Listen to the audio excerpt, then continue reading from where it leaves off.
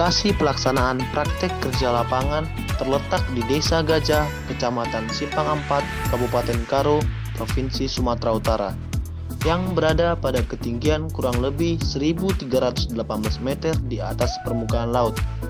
Batas-batas wilayah Kecamatan Simpang Ampat ialah bagian utara Kecamatan Namanteran, bagian selatan ialah Kecamatan Kabanjahe, bagian barat ialah Kecamatan Payung, dan bagian timur adalah Kecamatan Brastagi. Pembibitan. Diambillah ranting mata entres dari pohon induk.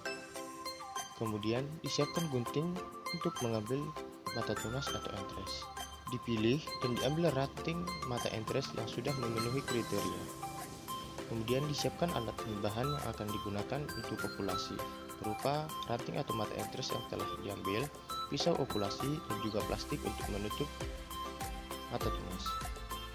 Dibuat sayatan atau jendela pada batang bawah tanaman jeruk. Kemudian diambil mata entres dari ranting mata entres yang telah disiapkan dengan pisau ovulasi.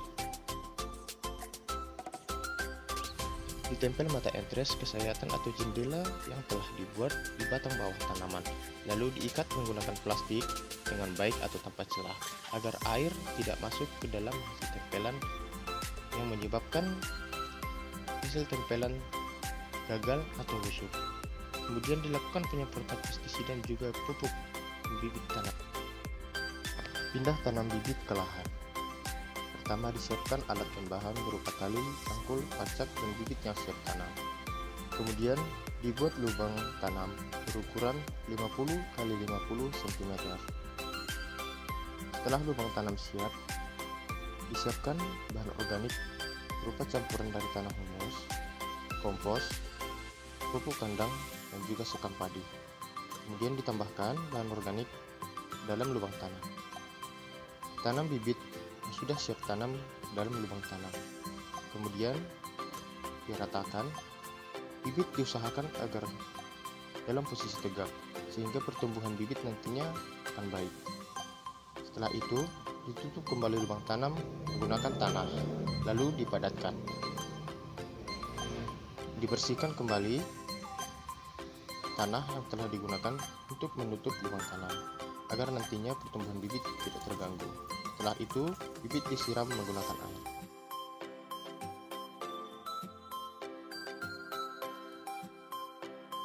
Pemupukan. Disiapkan alat dan bahan seperti pupuk, timbangan digital, dan juga cangkul.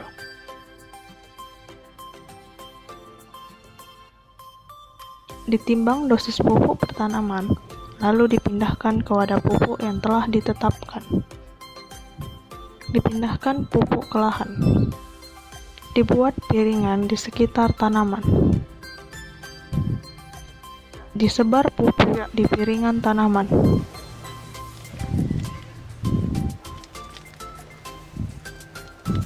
Ditutup kembali pupuk menggunakan tanah.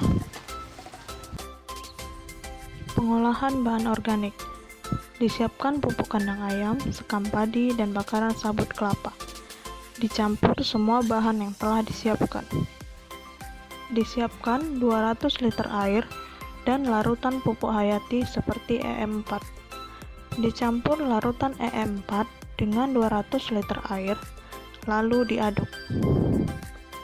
Disiram campuran bahan-bahan organik tadi menggunakan larutan EM4 yang telah disiapkan. Diaduk kembali semua campuran bahan organik yang telah disiram dengan larutan EM4. Pengenalan hama dan penyakit tanaman jeruk. Alat buah Brotosera spp,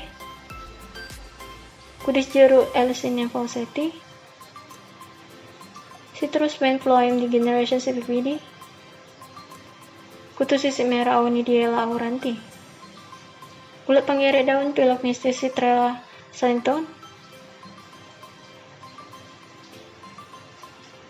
penyakit belendok Diplodocus natalensis. Aplikasi pestisida.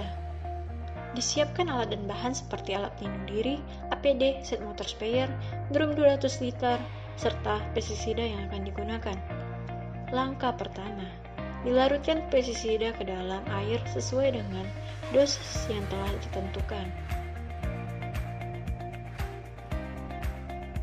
Selanjutnya, diaduk dengan kayu pengaduk hingga tercampur. Kemudian, pestisida dapat diaplikasikan pada tanaman jeruk dengan menggunakan motor sprayer. Pembuatan pestisida nabati. Untuk pembuatan pestisida nabati dibutuhkan daun dan bunga tanaman cipahit. Kemudian bagian daun dan bunga dicincang hingga halus. Setelah dicincang direbus hingga mendidih. Setelah mendidih didiamkan lalu disaring. Kemudian hasil saringan tersebut dikemas ke dalam wadah botol. Dalam pengaplikasian pestisida dituang ke dalam knapsack dan ditambahkan dengan air. Selanjutnya pestisida dapat diaplikasikan pada lahan pertanaman jeruk. Aplikasi perangkap lalat buah. Pembuatan perangkap pertama menggunakan air, feromon, metil eugenol, dan insektisida.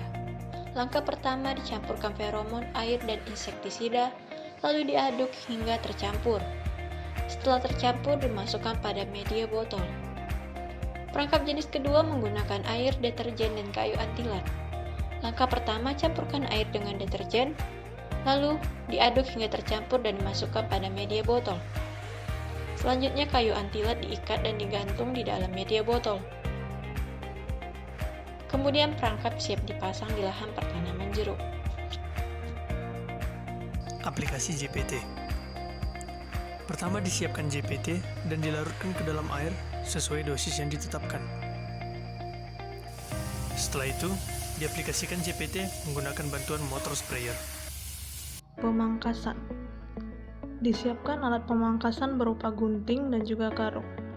Dipotong cabang tanaman yang tidak diinginkan, seperti cabang baru yang tumbuh di batang bawah, cabang tidak berproduksi dengan baik, dan juga tunas air pada batang utama.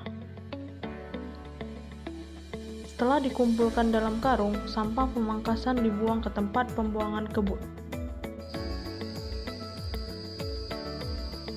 Panen, pasca panen, dan pemasaran. Buah jeruk yang siap panen memiliki ciri kulit buah yang sudah menguning dan bila dipegang buah sudah empuk. Untuk cara memanen jeruk sendiri dilakukan secara manual dengan memutar tangkai buah lalu ditarik agar tidak melukai kulit buah. Pemanenan juga dapat dilakukan dengan menggunakan alat bantu seperti gunting.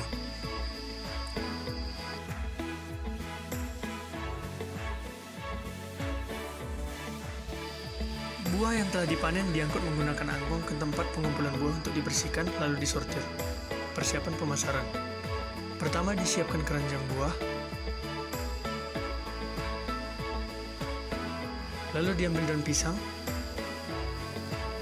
dirapikan, lalu digunakan sebagai pelapis keranjang. Setelah itu, disusun buah jeruk ke dalam keranjang buah. Lalu ditutup kembali menggunakan daun pisang. Setelah itu ditutup kembali menggunakan tutup keranjang. Ditimbang massa jeruk terlebih dahulu, lalu diangkut ke pasar.